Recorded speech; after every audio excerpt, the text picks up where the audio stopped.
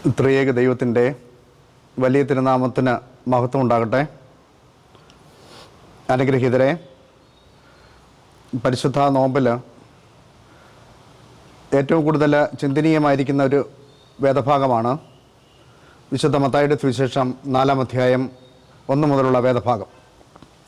യേശുക്രിസ്തുവിന് മരുഭൂമിയിൽ അഭിമുഖീകരിക്കേണ്ടി വന്ന പരീക്ഷകളാണ് അതിൽ രേഖപ്പെടുത്തുന്നത്. ഒന്നാമത്തെ പ്രലോഭനത്തിൽ നീ ദൈവപുത്രനെങ്കിൽ കല്ല് അപ്പമായി തീരുവാൻ കൽപ്പിക്കുക എന്നുള്ളതാണ് ഒന്നാമത്തെ പ്രലോഭനം എന്ന് പറയുന്നത്. നിന്നിൽ അന്തർലീനമായിരിക്കുന്നത് ദൈവിക ശക്തിയാണ്. നിനക്കിപ്പോൾ വിശക്കുന്നുണ്ട്. ഈ അപ്പത്തിൻ്റെ മാതൃകയിലുള്ള ചുണ്ണാമ്പ് കല്ലുകൾ നീ കൽപ്പിച്ചാൽ അപ്പമായി തീരും. അതുകൊണ്ട് നിനക്ക് വിശപ്പടക്കാം എന്നുള്ള ആ ഒരു പ്രലോഭനമാണ് പിശാച് കർത്താവിനോട് ആവശ്യപ്പെടുന്നത്. ഇപ്രകാരം യേശുക്രിസ്തു ഒരിക്കലും ഈ ലോകത്തിലേക്ക് കടന്നു വന്നത് തൻ്റേതായിട്ട് വിശപ്പ് പൂർത്തീകരിക്കുവാനോ സ്വാർത്ഥ ലാഭത്തിനോ വേണ്ടിയല്ല. അത് മറ്റുള്ളവർക്ക് വേണ്ടി ത്യാഗാധിഷ്ഠിതമായ ജീവിതം കാഴ്ചവെക്കുവാനാണ് കർത്താവ് ഈ ലോകത്തിലേക്ക് കടന്നു വന്നത്. ഈ കല്ല് എന്നുള്ളത് ഒരു പ്രതീകമാണ്. കല്ല് അപ്പമായി തീരുവാൻ ഒത്തിരി പ്രോസസ്സ് ആവശ്യമാണ്. അതായത് അധ്വാനം ആവശ്യമാണ്. നിലത്ത് വിത്ത് വിതയ്ക്കണം. അതിൽ നിന്ന് ആ വിത്ത് മുളച്ച് സസ്യമായിട്ട് മാറും. അതിൽ നെൽമണികളുണ്ടാകും. ആ നെൽമണികൾ പാകമാകുമ്പോൾ അതെടുത്ത് പൊടിച്ച് മാവാക്കി അപ്പമായിട്ട് രൂപാന്തരപ്പെടുത്തുവാൻ കഴിയും.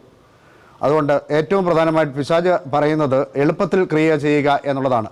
ഇന്ന് മനുഷ്യന് ഏറ്റവും റിസ്ക് എടുക്കാനോ അല്ലെങ്കിൽ പ്രയാസപ്പെടുവാനോ ബുദ്ധിമുട്ടുവാനോ ഒന്നും താല്പര്യമില്ല.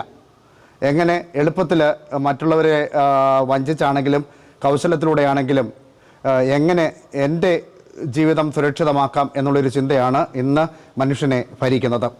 അതിനേക്കാൾ ഉപരിയായിട്ട് യേശുക്രിസ്തു ഈ കല്ല് നൽകുന്ന ഒരു സന്ദേശം, ഒന്നാമത്തെ പ്രലോഭനം നൽകുന്ന ആ ഒരു സന്ദേശം എന്ന് പറയുന്നത് ദൈവസന്നിധിയിലേക്ക് കടന്നു വരണമെങ്കിലും ഈ ലോകത്തിൽ ജീവിക്കണമെങ്കിലും റിസ്ക് എടുത്ത് ബുദ്ധിമുട്ടി പ്രയാസപ്പെട്ട് ജീവിക്കുന്ന ഒരു ജീവിതത്തിന് മാത്രമേ വിജയകരമായിട്ടുള്ള ഒരു രീതിയിലേക്ക് ജീവിതത്തെ ക്രമപ്പെടുത്തുവാൻ സാധിക്കൂ എന്നുള്ളതാണ്. കല്ല് പോലെ ശിലാഹൃദയന്മാരായ അല്ലെങ്കിൽ കഠിനഹൃദയന്മാരായ മനുഷ്യരുണ്ട്. അവർ മറ്റുള്ളവർക്ക് വിഘാതമായി നിൽക്കുന്നു.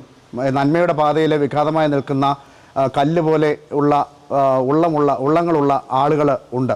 അങ്ങനെ ഒരു മനോഭാവമല്ല, അപ്പം പോലെ മൃദുവായിട്ടുള്ള ഒരു മനോഭാവത്തിലേക്ക് നാം ഓരോരുത്തരും മാറണം എന്നുള്ളതാണ് ഈ നോമ്പിൻ്റെ ഒരു പ്രധാനപ്പെട്ട സന്ദേശം എന്ന് പറയുന്നത്.